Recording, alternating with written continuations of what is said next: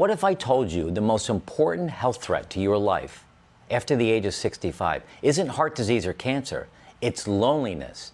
And what's not being talked about is that the largest group of people in America that die from this are men over the age of 65. If you're retired and think you could just slide into this phase of life, you could be walking into the deadliest trap ever. I remember when I was 32 years old and I joined the local golf club where I lived. And every Saturday morning I'd play with my buddies very early because we wanted to get home to hang out with the kids. But every day we'd finish golf and we'd come into the grill room where we'd have a quick drink, and there would always be this guy at the table, at the bar. And he'd be sitting there reading a book, having a glass of red wine, and enjoying his lunch. And he was there every single Saturday for years and years and years. It must have been 5 years. I never met him. I knew his name. I can't remember it now. I never said a word to him. Maybe I'd glance and say hello, but every day he was there, and I asked my buddies about him. Well, you know, he's married, he lives down the street, he's got a bunch of kids, but every Saturday he's here, he's reading his book, having a glass of wine, and having lunch. Every Saturday for years, until all of a sudden he wasn't there on a Saturday. And then another Saturday. And then another Saturday. And I said to my buddies, whatever happened to that guy that used to have lunch at the bar? Oh, you didn't hear? No, I didn't hear. Oh my God, it's such a sad story. A month ago, he was home and he was in his office, in his house. And unfortunately, he took a gun and he committed suicide. And I was like, are you serious? I had no idea that that had happened.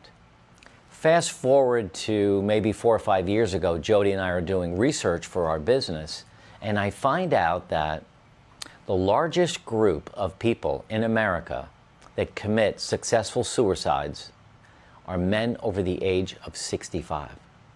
I couldn't believe it. I thought maybe it was teenagers, but in fact, it is men over the age of 65. And I was heartbroken back then at 30, and now I'm heartbroken again.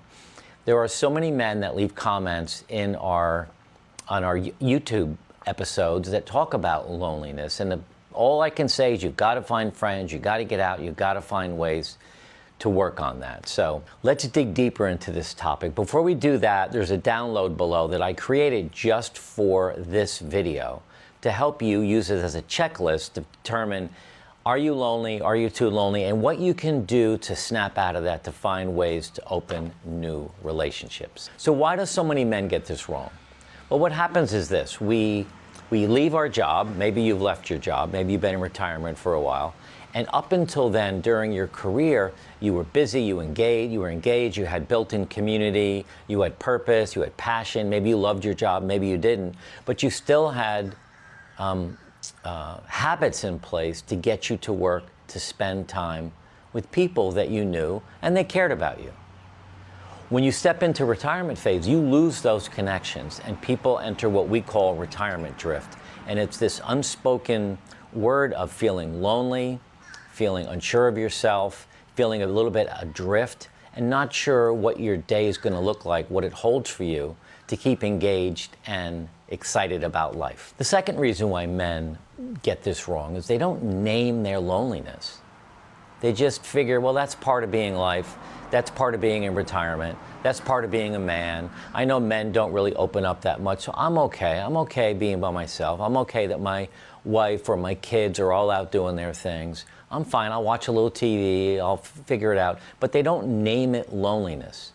Well, we're naming it today in this video loneliness. We're going a step further and calling it retirement drift. So you really, now that you have a name for it, you can understand that, yes, you are at risk, and if you are lonely, you need to get help.